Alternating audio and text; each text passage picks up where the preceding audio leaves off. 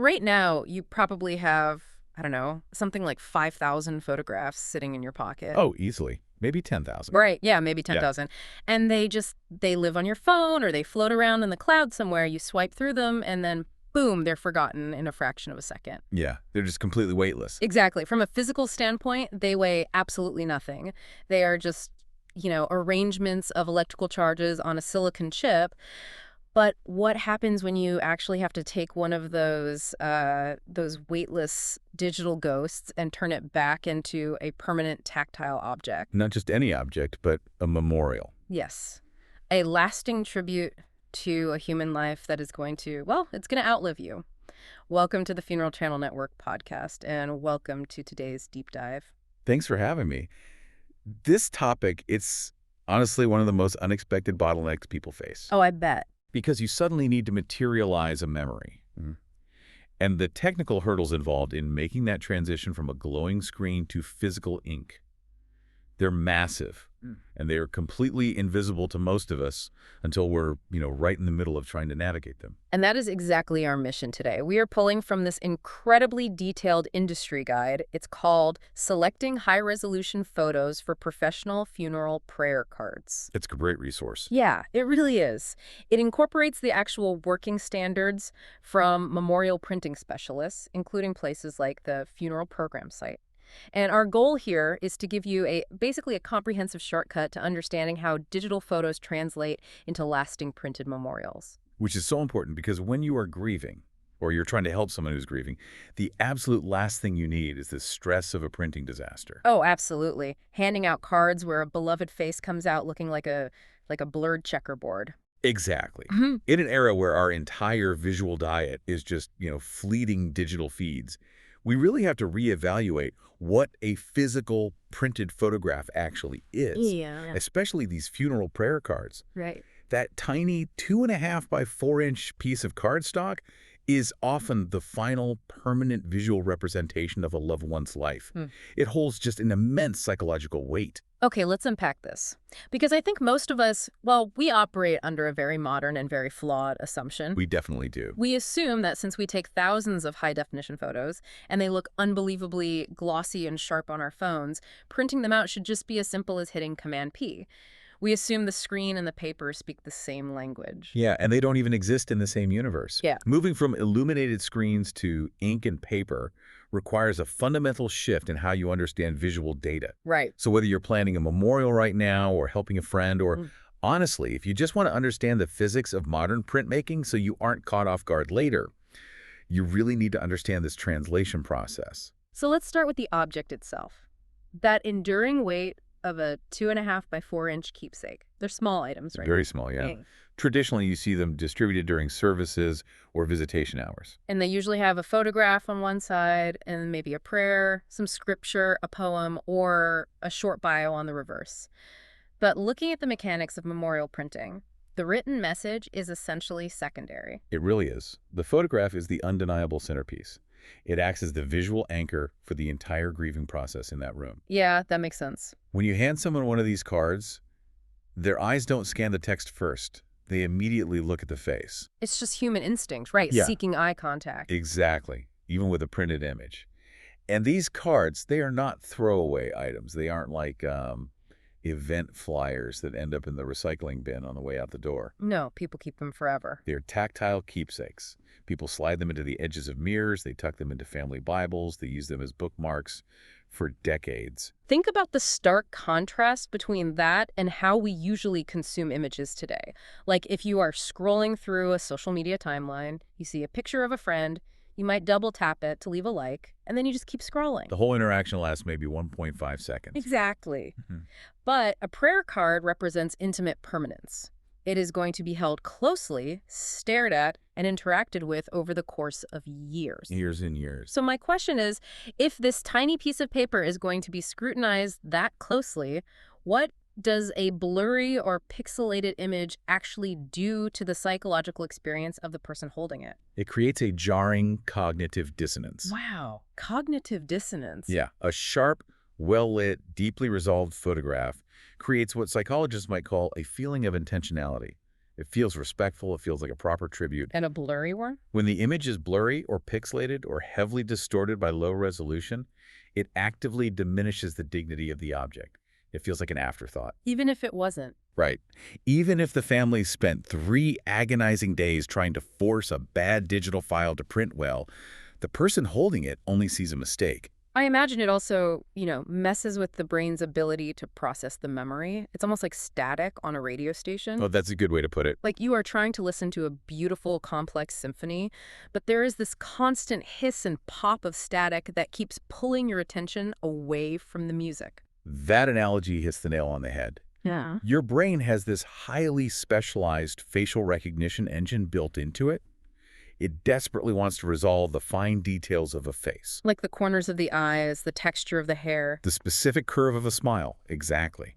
And when the printed image lacks the necessary data to show those details, your brain has to work overtime trying to fill in the blanks. So you're distracted. Completely. That subconscious struggle distracts from the purpose of the memorial. You stop remembering the person and you start squinting at the paper. Which brings us to the core mystery here. Why does that static happen in the first place? To understand why a photo gets blurry on paper, we have to talk about what the guide calls the screen versus ink illusion. This is a massive reality check for most people. Yeah, the guide breaks this down so well. Digital photos look phenomenal on screens. But screens are pushing light directly into your retinas. Printers are scraping wet ink onto dead trees. That's the crux of it. Professional printing requires a standard of 300 dpi. And that's dots per inch, right? Yes, dots per inch for optimal quality. That 300 dpi threshold is the absolute bedrock of commercial printing. So why is the screen illusion so dangerous? Well, you look at a photo on your phone, your brain registers it as crystal clear, and you naturally assume the printer will just spit out an identical copy. Okay, wait, I have to push back on this. Wait for it. Because the math just feels wrong to me. If my massive 65-inch 4K television spans my entire living room wall and a movie looks razor sharp on it, why on earth does a tiny 2-inch piece of paper need 300 individual dots packed into every single inch? I know, it sounds crazy. It feels like massive overkill. Shouldn't a tiny card need less data, not more?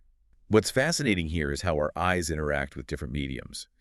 It all comes down to the physics of light versus the physics of pigment. Okay, break that down for me. Your television or your smartphone screen operates using additive color. It has a backlight.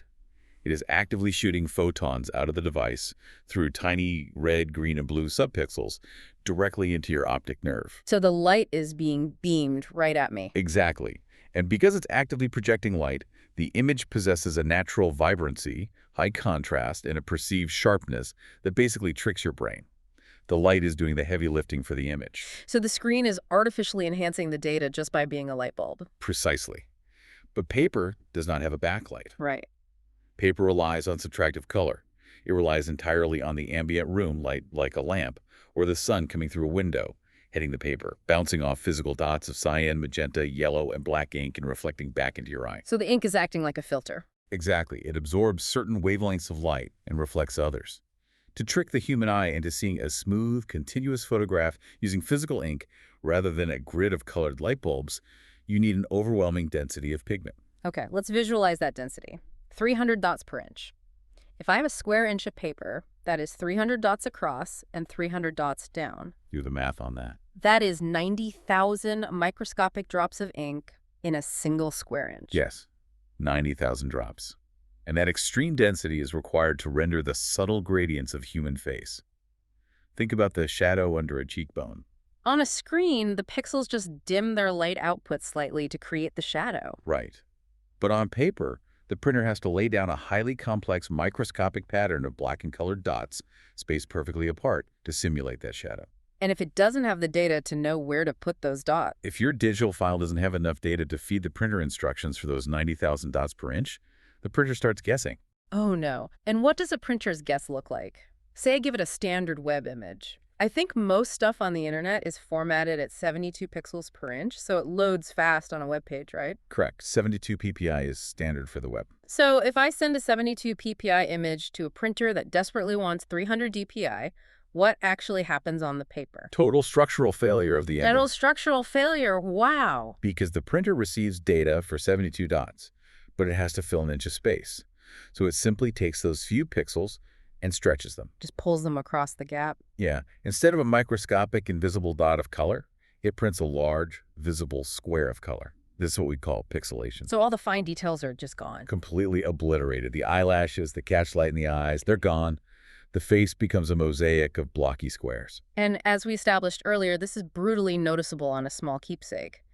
If I am looking at a billboard from the highway, the DPI can be incredibly low, maybe 15 or 20 DPI, because my car is hundreds of feet away. Right, the distance blends the giant dots together for you. But a prayer card. I am holding it 6 inches from my nose. You are inspecting it at macro range. At 6 inches away, your eye can easily detect the jagged edges of a stretched pixel. Transferring digital light data into physical ink dots requires a massive reservoir of underlying information. And if the reservoir is empty, the print fails. Every time. Which leads us directly into what has to be the most frustrating modern nightmare for families planning a service, the source file scavenger hunt. Oh, the scavenger hunt. It is a major hurdle. Because once you grasp that you need this massive reservoir of data, this strict 300 DPI standard, you suddenly realize that the vast majority of photos we interact with daily are entirely useless for printing. They are completely inadequate. The guidelines from printing specialists are rigid on this point. Yeah. The only truly reliable photographs for professional prayer cards come from original image files. Meaning files pulled directly from the internal storage of digital cameras or the native camera roll of a modern smartphone. Yes, direct from the source. Here's where it gets really interesting, though. We don't live on our hard drives anymore. We live on social media. We do. We document our entire existence on platforms like Facebook and Instagram. Right. And it's incredibly common for someone to say, oh, I want to use that beautiful picture of mom from her 60th birthday. Let me just go to her Facebook page and save it. Happens all the time. But from a data perspective, grabbing a photo from Facebook is essentially a death sentence for print quality, isn't it? It is arguably the single biggest mistake families make in this process. When you download a photo from a social media feed, you are not downloading the photograph that was originally taken. You're not. What am I downloading then? You are downloading a mangled, stripped-down ghost of that photograph. A ghost. Okay, why? Well, think about it. Social media platforms process billions of image uploads every single day. If they stored and transmitted the massive original files, their servers would melt. And my phone's data plan would be exhausted in an hour. Exactly. So they use aggressive algorithms to perform what's called lossy compression. Okay, I want to break down lossy compression because it sounds very technical, but it's crucial. I like to think of JPEG compression like packing a suitcase for a long flight. Oh, I like that analogy. Go on. So you have 50 shirts you want to take, but your suitcase only holds 20. You have to throw things out. The algorithm looks at a high-resolution photo, say, a picture of someone standing against a bright blue sky. Right. The algorithm says, I don't need to store data for 10,000 subtly different shades of blue in this sky. I'll just pick one average shade of blue, throw the rest away, and stretch that one color across the entire top half of the image. That's exactly what it does. And when you look at it on your phone screen, it's small, it's backlit, you don't really notice the missing shirts. But when you hand that suitcase to a professional printer, the printer unpacks the suitcase and immediately realizes it doesn't have enough material to build the image. You run into catastrophic issues. What's the first issue? First, you have a sheer lack of physical dimensions. A modern smartphone might take a photo that is 4,000 pixels wide by 3,000 pixels tall. That's a huge file. It is a rich, heavy file overflowing with data. Facebook might compress that exact same image down to 800 pixels by 600 pixels just to make it load instantly on a 4G connection. You are literally throwing away millions of pixels. And they are gone forever. They Right. cannot be retrieved. If you take that 800 by 600 pixel image and try to stretch it across a 2.5 by 4 inch prayer card at 300 dots per inch, the math simply doesn't work. The printer is starving for data. But it gets worse, right? Because even worse than the size reduction are the compression artifacts you get from that suitcase packing. Yes, artifacts. It sounds like we're digging up ancient pottery. What exactly is a compression artifact in a digital photo? Well, remember how your suitcase algorithm grouped all those shades of blue together to save space? Right. When the printer tries to lay down physical ink based on that compressed data, those groupings become highly visible, unnatural distortions. You get something called color banding. Color banding. So instead of a smooth sky. Instead of a smooth, beautiful transition of color like the subtle gradient of a shadow falling across a cheek or the fading light in a sky, The printed ink shows up as harsh, distinct stripes of slightly different colors. Like a topographic map. Exactly like a topographic map. It completely destroys the natural, organic look of a human face. You also get blocky, jagged halos around edges of high contrast. Like where dark hair meets a light background. Yes. It just looks messy and pixelated around the edges. And it is not just social media downloads that cause this, right? The text mentions that repeatedly editing or resaving JPEG files degrades the quality over time. Yes, because JPEG is inherently a lossy format. Every single time you open a JPEG, make a tiny adjustment, and hit save, the computer runs that compression algorithm all over again. Even for a tiny adjustment? Like, I just brighten it a little. Even for a tiny adjustment. Throws away a little more data, packs the suitcase a little tighter. Wow. So think about how photos get passed around during funeral planning. You email a photo to your sister. She saves it, crops it, saves it again, and texts it to the funeral director. Who then saves it and drops it into a document. Exactly. Yeah. By that point, the file's been compressed 4 or 5 times. It's the digital equivalent of recording a song onto a cassette tape and then using that cassette tape to record another take and so on. By the 5th generation, the music is drowned out by the hiss. That is a perfect analogy. This generational loss is why memorial printing specialists beg families to go on the scavenger hunt. You have to trace the photo back to patient 0. Who actually pressed the shutter button? Exactly. Which device took the picture? You need to get your hands on that specific phone or camera and extract the original uncompressed file directly. So via a direct cable transfer or a USB drive? Or an uncompressed file sharing service like Dropbox or Google Drive. But whatever you do not text it. Text messaging apps compress files just like social media does. Oh, that's a huge tip. Do not text the photo. Okay, let's assume the family successfully navigates the scavenger hunt. They track down the original iPhone that took the picture, they do a direct transfer, they have the massive, raw, 4,000 pixel, uncompressed file. Right. Are we out of the woods? Can we just fire that off to the printer and relax? Unfortunately, no. No, why not? Because having a massive bucket of pixels only solves the data problem. It just means the printer has enough raw material to work with.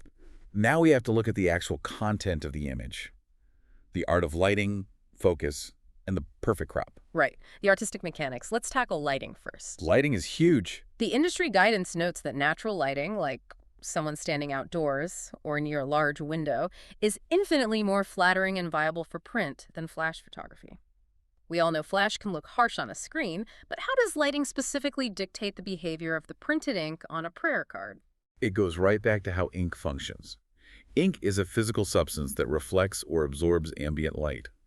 If a photograph was taken in very low light or is generally too dark, a screen can still display it. Because the screen just pushes its backlight through the dark pixels to make them visible. Right. But a printer handles a dark photo by laying down a heavy, thick layer of dark ink.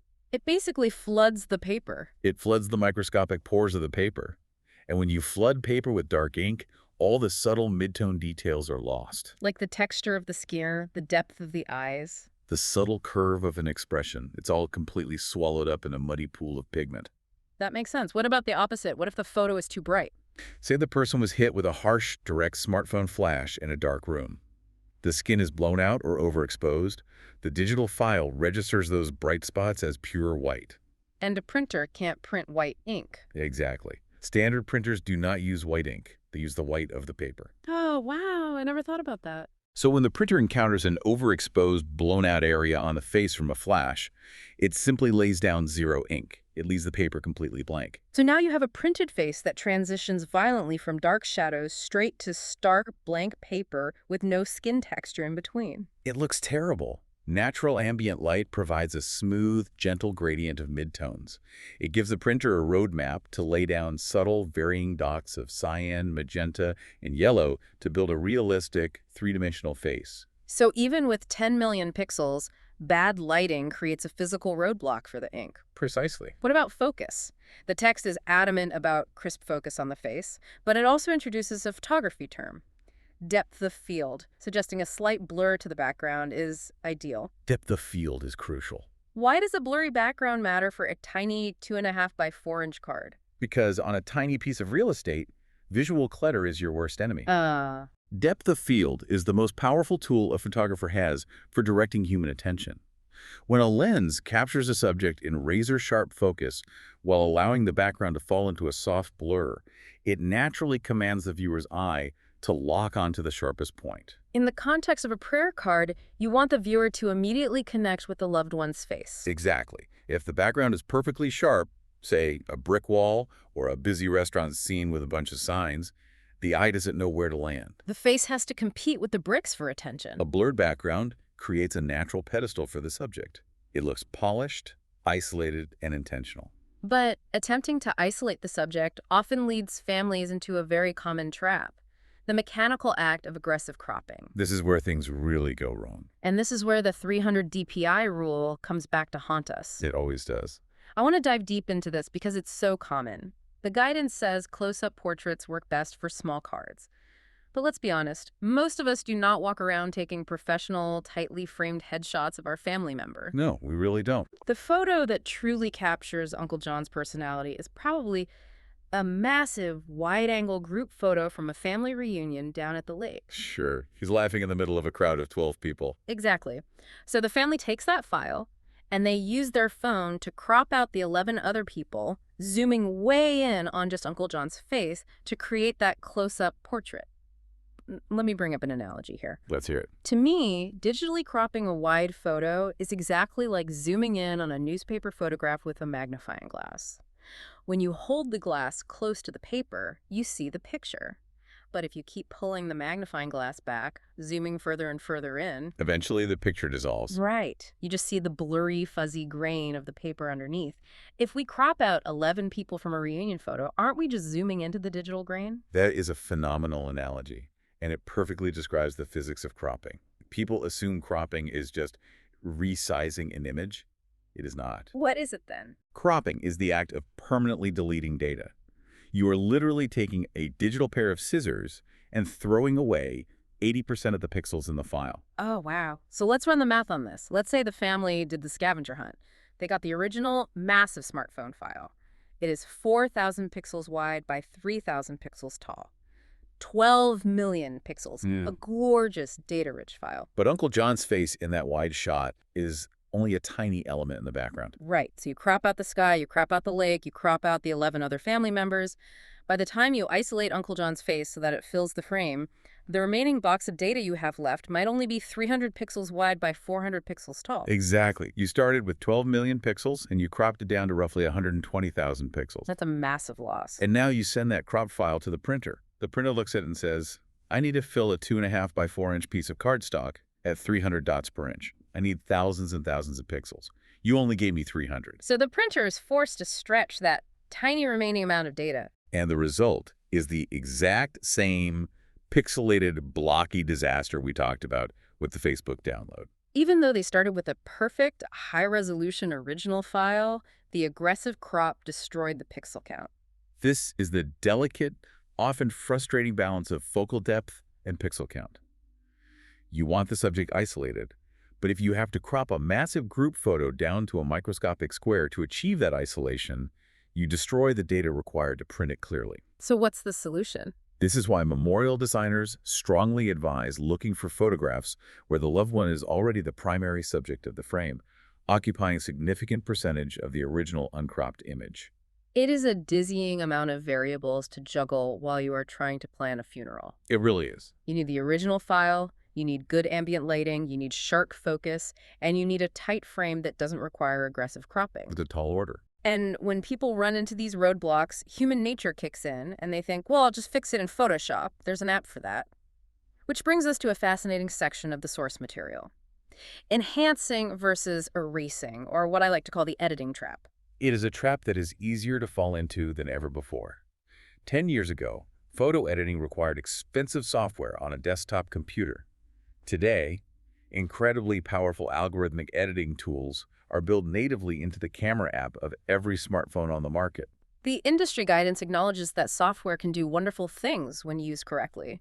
A professional designer can adjust brightness curves to pull detail out of shadows. They can tweak the color palettes if a photo looks too yellow from indoor lighting. Right, and they can use specialized tools to help restore faded or scratched older photographs, but there is a massive line drawn in the sand here.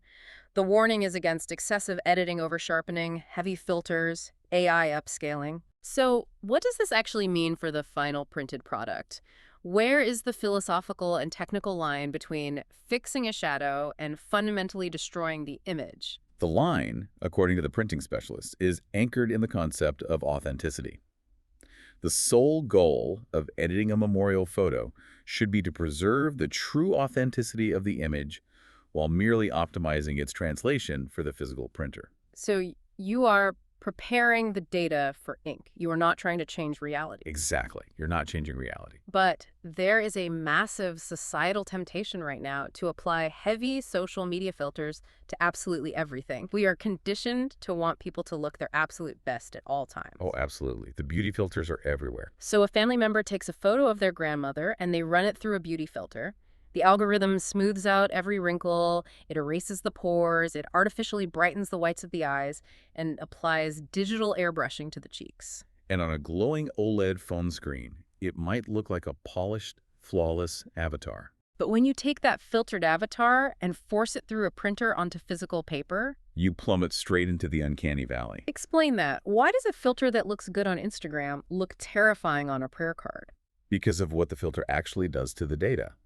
To smooth out a wrinkle, a social media filter doesn't just intelligently blend light, it physically averages out the pixels, destroying the microcontrast data that gives skin its natural texture. It replaces human skin with a flat, homogeneous block of color. Exactly. When a screen eliminates that flat block of color, it looks glowy. When a printer lays down ink to replicate that flat block of color, it looks like wax. Oh, wow. It looks like a plastic mannequin. It really does. When the artificial smoothness is rendered in physical, light-absorbing pigment, it stops looking human. It loses its vitality. It stops looking like the person the family actually knew, loved, and remembers. Because the wrinkles, the textures, the slight imperfections, those are what make a face recognizable. If you erase the texture, you erase the person. Professional designers tweak exposure so the printer doesn't muddy the shadows.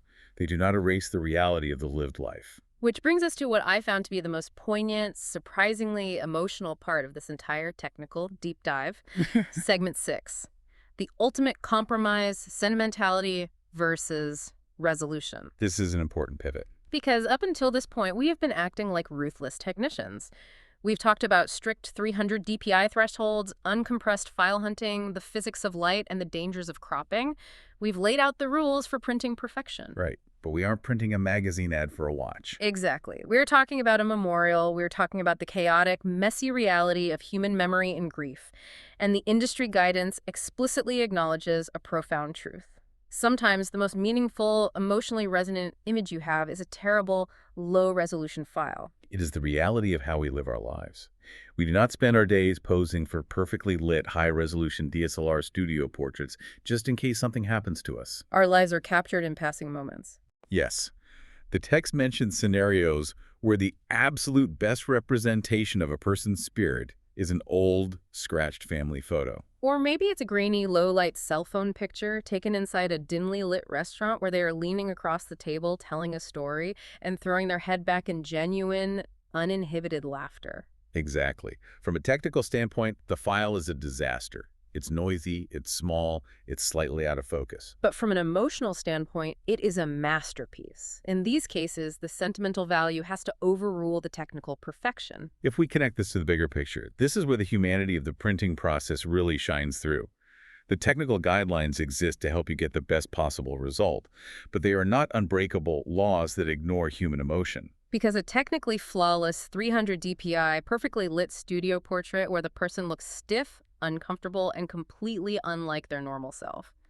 That is a far worse tribute than a slightly blurry photo that captures their actual soul. Finding the perfect image is rarely about satisfying a DPI equation.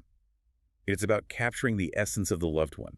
It is a beautiful compromise. So you use the tools to make that highly meaningful, imperfect image as visible and dignified as physically possible. And that is where the professional designers actually earn their keep. They don't just reject files.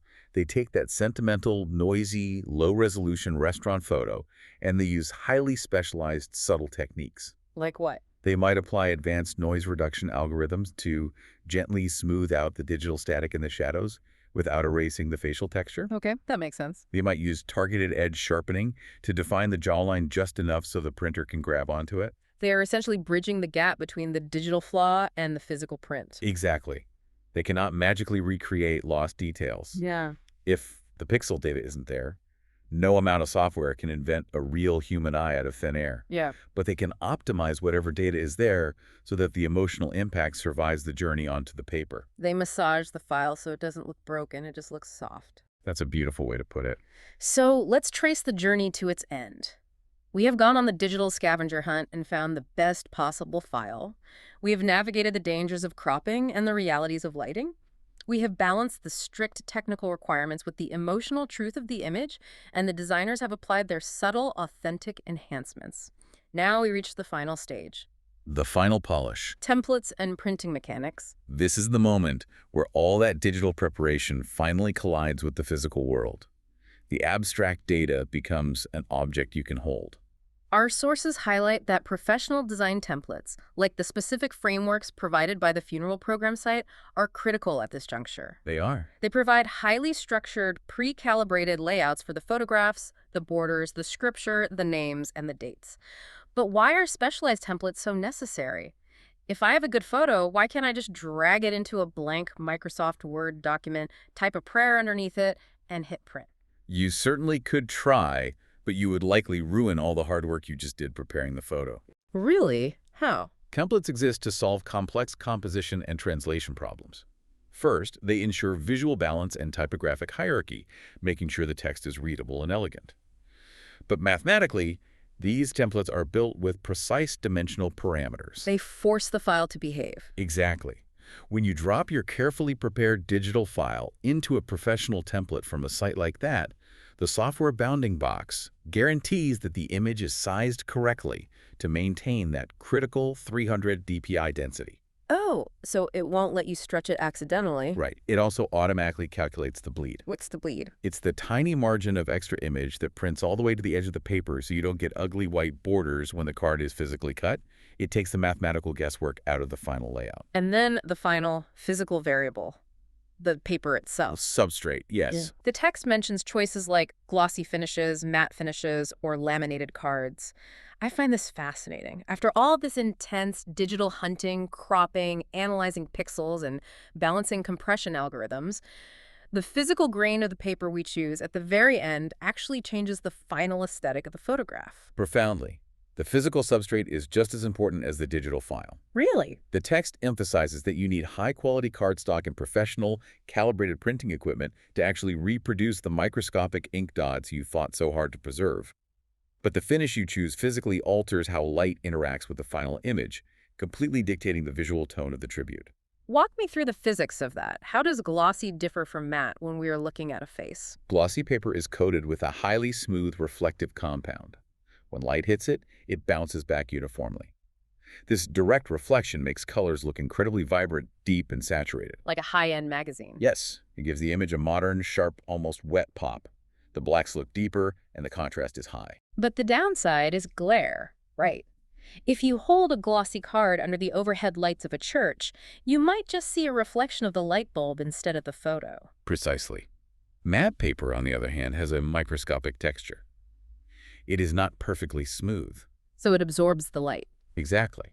When light hits matte paper, the rough surface scatters the light in multiple directions rather than reflecting it straight back.